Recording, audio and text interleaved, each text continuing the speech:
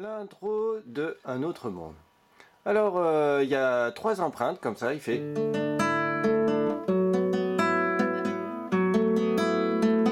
Voilà, j'ai fait mes 3 empreintes. La première, qui a un Ré2, la deuxième, qui a un accord qui porte par nom, et le troisième, que si l'accord il porte un nom, eh ben, il est compliqué ce nom-là. Alors, le premier, le Ré2, premier doigt, troisième corde, deuxième case. Et je mets un deuxième doigt, troisième case, deuxième corde. Et je joue mes 4 cordes aiguës. La quatrième, la troisième, la deuxième et la première. Et pour les 3 empreintes du couplet, de l'intro, je fais ces 3 cordes. Ces 4 cordes. Donc ça, c'est ma première empreinte. Tac, tac.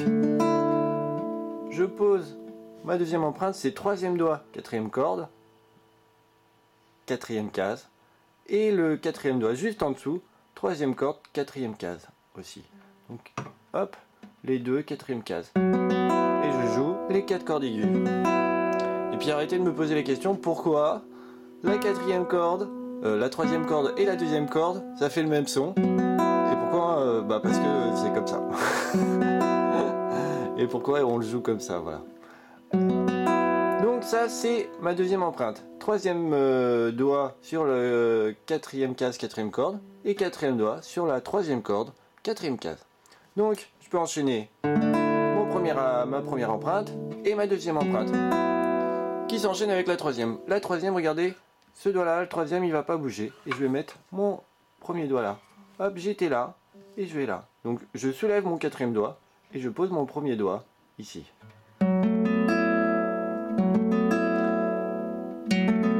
Ceux qui ont des grands doigts, c'est mon cas, eh bien, vous pouvez faire ça. Quand vous allez à la deuxième empreinte, vous pouvez laisser votre premier doigt ici, sur la deuxième case. Parce que quand vous allez sur votre troisième empreinte, vous n'avez plus qu'à soulever votre quatrième doigt, et vous avez déjà votre troisième empreinte. Là, vous avez toutes vos empreintes et le premier doigt resterait là tout le temps là. Mais bon, comme tout le monde n'a pas mes doigts, eh bien, on enlève ses doigts comme ça. On enlève son doigt. Et après, on va poser le 2, le deuxième case avec le premier doigt là, au même moment que j'enlève le quatrième. Donc vous avez vos 3 empreintes. La première, la deuxième et la troisième. Où je joue encore les 4 cordes aiguës. Et quand je renchaîne à la première, je veille bien à ne pas bouger mon premier doigt. Voilà, première empreinte, deuxième empreinte, 4, 4, 0, 0, et troisième empreinte, 4, 2, 0, 0.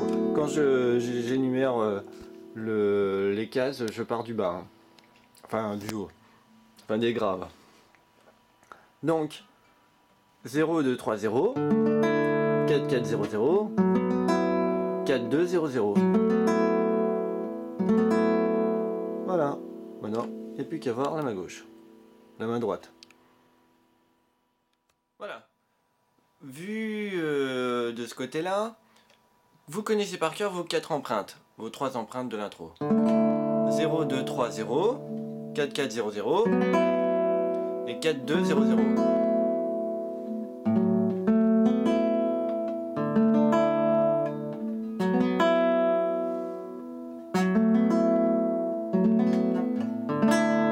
La première, la deuxième, les 2 doigts, et la troisième.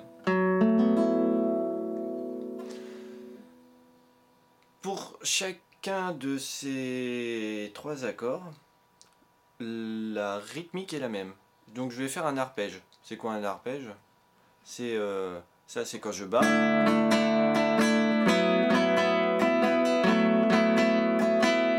Donc ça, c'est des accords battus. D'ailleurs, on appelle ça des batteries. Pour ceux qui font de la guitare à l'ancienne, les guitares baroques et tout ça, ça s'appelle des batteries quand on bat les accords. Et d'ailleurs, à une époque, il y avait plusieurs types de guitares, dont la guitare battante, où c'est celle qui était destinée à faire des accords battus. Donc, ça c'est battre. Ça c'est plaquer, quand elles sont bien simultanées.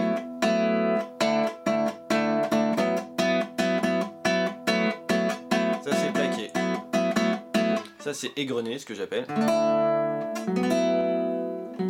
Voilà, façon troubadour. Et arpégé, c'est quand on enchaîne les notes, au lieu de les plaquer, enfin quand on les énumère une à une, quand on les énonce une à une, et bien on appelle ça arpégé. Donc l'arpège de l'intro, ça va être toujours, je vais parler en numéro de corde, vous le fassiez au médiator ou au doigt, c'est pas d'importance, hein. Ça va être 4, 3, 2, 1, 3, 2, 4, 3, 2, 1, 3, 2, et ça sur chaque accord. 4, 3, 2, 1, 3, 2, et deux fois, je joue l'arpège sur ma dernière empreinte. Première empreinte, une fois, deuxième empreinte, une fois, et troisième empreinte, deux fois. Hop, petit zoom sur ma main. Quatrième, troisième, deuxième, première, troisième, deuxième. 4, 3, 2, 1, 3, 2. 4, 3, 2, 1, 3, 2. 4, 3, 2, 1, 3, 2. Et là, vous pouvez déjà vous entraîner à faire cet arpège sur le premier accord. Vous voyez, si je joue médiator, je fais tout le temps avec, c'est comme si je jouais tout le temps avec le même doigt. Si vous jouez au doigt, vous pouvez vous habituer à faire le pouce sur la quatrième, l'index sur la troisième corde, le majeur sur la deuxième et l'annulaire sur la première. Voilà. Parce que cette formule, cette position de doigt pour votre main droite, elle vous servira pour plusieurs morceaux. Quand vous ferez des arpèges, je sais pas.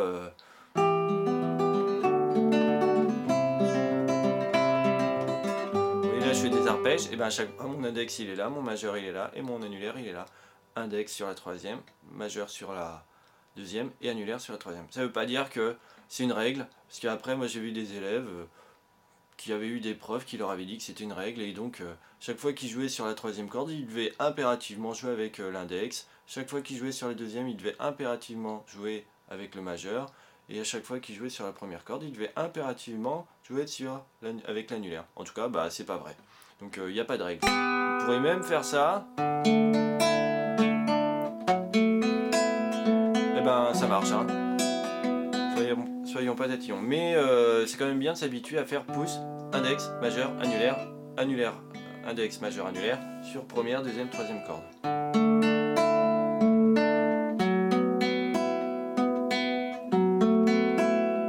Quand j'ai l'arpège, et ben j'enchaîne mes trois empreintes.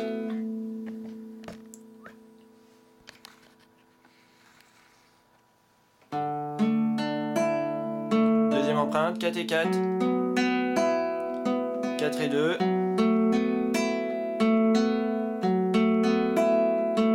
Et il n'y a plus qu'à tourner en boucle.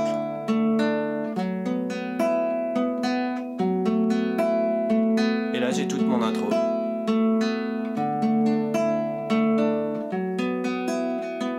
Si vous voulez compliquer, vous faites ça. Une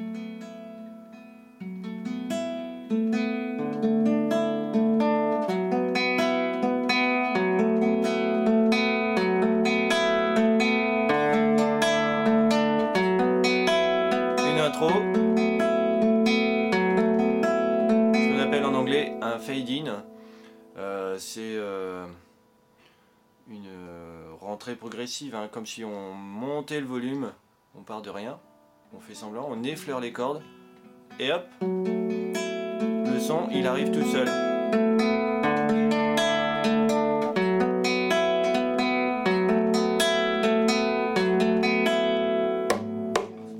Et couplet, quand on l'a fait le bon nombre de fois.